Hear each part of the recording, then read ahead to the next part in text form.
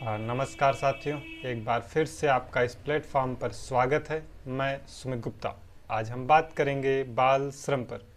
बाल श्रम क्या है, उसके साथ साथ संवैधानिक रूप से क्या प्रावधान है, बाल श्रम कानून क्या है, इन सब पर हम चर्चाएं करेंगे। उसके बाल्यकाल से वंचित कर उन्हें मजबूरी से काम पर लगा दिया जाता है तो हम उसे बाल श्रम कहते हैं। बच्चे को उनके परिवार से दूर रखकर उन्हें गुलामों की तरह पेश किया जाता है। दूसरे शब्दों में कहें तो तात्पर्य है कहीं ना कहीं जो है बच्चों को किसी भी ऐसे कार्य में लगाना जो उन्हें उनके बचपन से वंचित करता है। नियमित स्कूल, इसे आप सब स्कूल समझते हैं, जाने की उनकी क्षमता में हस्तक्षेप करता है और यह मानसिक और शारीरिक या फिर सामाजिक या फिर नैतिक रूप से खतरनाक या फिर हानिकारक होता है। बाल श्रम होने के पीछे कारणों को अगर हम देखें तो कहीं ना कहीं दो प्रमुख कारण नजर आते हैं। सबसे पहले कारण की बात हम करें तो गरीब परिवार अपने बच्चे को एक संपत्ति के रूप में देखते हैं और उसे कार्यों में संलग्न कर उसे अपनी गरीबी का एक साधन मानते हैं। इसीलिए प्रायः बच्चों के साथ बाल श्रम कराए जाते हैं। ये आप अक्सर अपने समाज या फिर आप देश में या हर जगह आप इस चीज़ों को देख सकते हैं कि बाल श्रम को जो है एक संपत्ति के रूप में कैसे देखा जाता है। आप एग्जाम्पल के तौर पर देख सकते हैं, किसी घर में अगर एक बच्चा अगर उसका कमाने लगता है तो उसके घर का जो है खाने पीने का स्टैंडर्ड कहीं ना क्या है।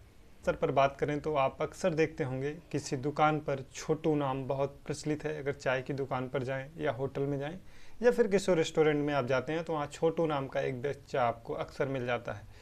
ये इसके पीछे जो कारण है वो कहीं ना कहीं जो मालिक होते हैं रेस्टोरेंट के अलग अलग चीज़ों के, वो कहीं ना कहीं जो है बच्चों को आसानी से नियंत्रित कर लेते हैं। उसके साथ साथ उन्हें कम पैसा दे करके ज़्यादा काम भी करा सकते हैं। ये रहा दूसरा कॉन्सेप्ट। अगर हम इसके दुष्प्रभाव को अगर देखें बाल श्रम के, तो कहीं ना कहीं जैसे रोज रोग हो सकते हैं बहुत सारे इनको जो है त्वचा रोग, फेफड़ा के रोग, कमज़ोर दृष्टि, टीबी आदि के अनुबंध के जोखिम हो सकते हैं इन सब बच्चों को जो है। उसके साथ साथ जो है कार्यस्थल पर इनके साथ कहीं ना कहीं यौन शोषण की जो है होने की संभावनाएं रहती हैं।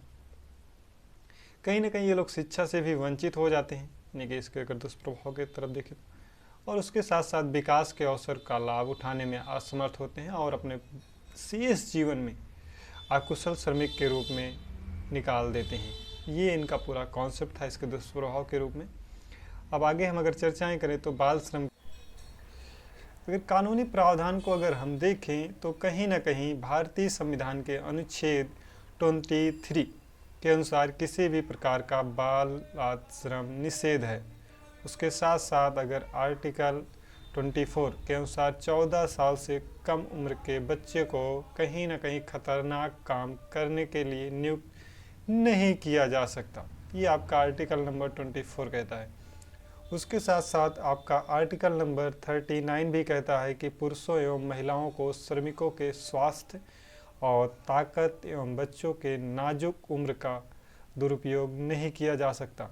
ये आपका आर्टिकल नंबर 39 कहता है। ये सारी चीज़ें होते हुए भी कहीं ना कहीं या जो प्रथा थी हमारे यहाँ बाल श्रम की, वो कहीं ना कहीं जो है एक लंबे समय से जो है समाज में बनी हुई थी एवं इसके नियंत्रण पर स्थापित करने के लिए बाल श्रम अधिनियम 1986 पारित किया गया।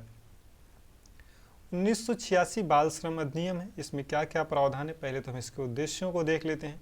इसका उद्देश्य था कहीं ना कहीं जो है बच्चे देश के भविष्य होते हैं, इसलिए प्रत्येक देश को यह सुनिश्चित करना चाहिए कि उसके बच्चों का पर्याप्त देखभाल किया जाए। ऐसे में बच्चों के भविष्य में देश के नेतृत्वकर्ता एवं निर्माता होते हैं।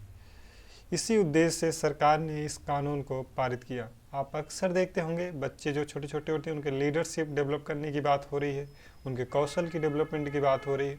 अलग अलग एंगल से कहीं ना कहीं बच्चों को अधिक प्राथमिकता देती है गवर्नमेंट, जो भी गवर्नमेंट होती है। उसके पीछे का उद्देश्य यही है कि यही बच्चे जो है कल के जो है देश के भविष्य के नीति निर्माता या फिर नेतृत्वकर्ता बनेंगे। ये सारी चीज़ें आपको आसानी से समझ में आ रही होंगी, आशा करता हूँ मैं।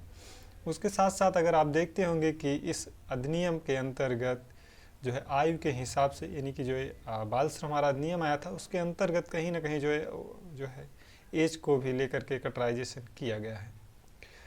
बच्चों को जो है ये परिभाषित करते हुए कहा गया कि 5 वर्ष से अधिक लेकर के 14 वर्ष तक के बच्चे को बच्चे कहा जाएगा। 14 से 18 वर्ष के आयु के बच्चे को किशोरावस्था के रूप में जाना जाता है। यह कानून मूल रूप से बाल के लिए है, या किसी भी बच्चे को किसी भी कार्य में संलग्न किया जाता है तो उसे बाल अपराध के अंतर्गत देखा जाएगा। यानी कि अगर 14 वर्ष से अगर बच्चा अगर कम है, अगर किसी भी अगर कार्यों में संलग्न है तो उसे बाल श्रम के अंतर्गत ही देखा जाएगा। और इसके अंदर जो है कहीं ना कहीं जो है आर्थिक या फिर शारीरिक दंड का प्रावधान किया गया है। अगर अपवाद के रूप में अगर एक क्षेत्र देखें तो कहीं ना कहीं कला का क्षेत्र आता है। एक पहले वीडियो देखिए आप। बच्चे कार्य कर रहे हैं लेकिन इसे गवर्नमेंट बाल श्रम के अंतर्गत नहीं देखती। क्या कारण है? इसके पीछे जो तर्क दिया जाता है, बच्चों को जो है बाल अपराध के अंतर्गत नहीं देखा जाएगा, ये जो कलाकार वगैरह होते हैं छोटे छोटे बच्चे, परंतु स्कूलिंग अवधि के बाद ही हो। इसमें भी एक टर्म एंड कंडीशंस जोड़ दी गई है कि आप स्कूल अवधि में बाल श्रम आप कला के क्षेत्र में भी नहीं कर सकते। एग्जाम्पल के तौर पर नृत्य या फिर एक्टिंग या फिर ड्रामा अगर आपको करना पसंद है आपके बच्चे को, तो आप इसे स्कूलिंग हावर के बाद ही करें। आप अक्सर स्कूल वगैरह में देखते होंगे कि उन्हें ड्रामा सिखाया जाता है, एक्टिंग सिखाई जाती है, उन्हें जो है कहीं ना कहीं जो है एक स्किल के तौर पर देखा जाता है, ना कि बाल श्रम के रूप में। वो छोटे छोटे बच्चे भी कई बार बहुत सारा पैसा कमाते हैं लेकिन फिर भी उन्हें जो है इसमें काउंट नहीं किया जाता। इसके साथ साथ जो है माता या अभिभावक, माता पिता के साथ साथ अभिभावक अपने बच्चों को स्कूल अवधि के बाद अपनी निगरानी में काम करवा सकते हैं। यानी कि जो सामान्य माता पिता हैं, अभिभावक हैं, वो भी अपने बच्चों से कार्य करवा सकते हैं सामान्य अवधि में, यानी कि जब स्कूल ना चल रहा हो तो। परंतु क्षेत्र में कुछ क्षेत्र हैं उसमें आप अपने बच्चों को कार्य अपनी निगरानी में भी नहीं करा सकते, जैसे रसायन उद्योग, खनन से संबंधित, या फिर दिया सलाई, या फिर ज्वलनशील कार्य। यानी कि इन सब में आप अपने साथ बच्चों को सामान्य माता पिता होने के बाद भी नहीं करा सकते और स्कूल अवधि के बाद भी नहीं करा सकते। इसके साथ साथ यदि कोई माता पिता या अभिभावक अपने बच्चे को बाल श्रम कराते हुए पहली बार अगर पाए जाते हैं तो चेतावनी दे करके छोड़ दिया जाएगा। इसके साथ साथ ये भी है कि कुछ प्रावधान है कानूनी, वो क्या है माता पिता के ऊपर जो लागू होते हैं। यदि कोई माता पिता या अभिभावक अपने बच्चे को बाल श्रम या फिर कराते हुए पहली बार अगर पाया जाता है तो उसे चेतावनी दे करके छोड़ दिया जाएगा। यदि वह दूसरी बार बाल श्रम का उल्लंघन करता है तो कहीं ना कहीं जो है उसे 15,000 रुपये का जुर्माना या फिर 3 माह की जेल हो सकती है। ये प्रावधान आपको बाल श्रम के अंतर्गत किया गया है जो कानून है हमारे यहाँ। उसके साथ साथ जो है अगर आम व्यक्ति है, जैसे होटल का मालिक है या फिर कोई और है, अगर ये सब अगर बच्चे को अगर बाल श्रम में अगर संलग्न करते हैं तो इन्हें जो है पहली बार जो है 20,000 रुपये का जुर्माना और 2 वर्ष की सज़ा का प्रावधान किया गया है।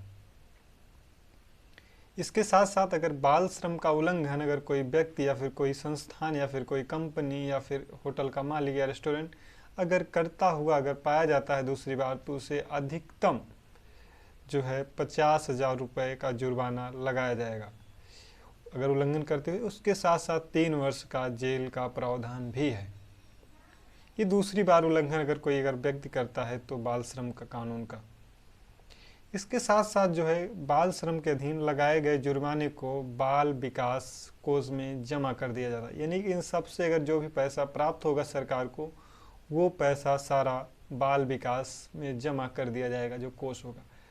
और भारत सरकार ने बाल श्रम को समाप्त करने के लिए टोल फ्री नंबर भी जारी किया है। यानी कि आप अगर टोल फ्री नंबर पर अगर कॉल करते हैं तो जो है वहाँ का एक अधिकारी आपको तुरंत फ़ोन पिकअप करेगा, उसके साथ साथ उस बालक को वहाँ से रेस्क्यू कर लिया जाएगा। यानी कि आप अगर फ़ोन वगैरह करते हैं तो।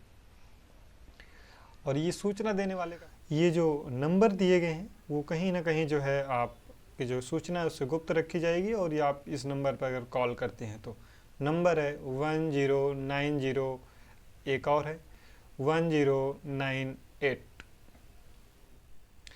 यह इन्फॉर्मेशंस आपको अच्छी लगे तो हमें कमेंट बॉक्स में आप ज़रूर बताएं। यह वीडियो पूरा देखने के लिए आपका बहुत बहुत धन्यवाद।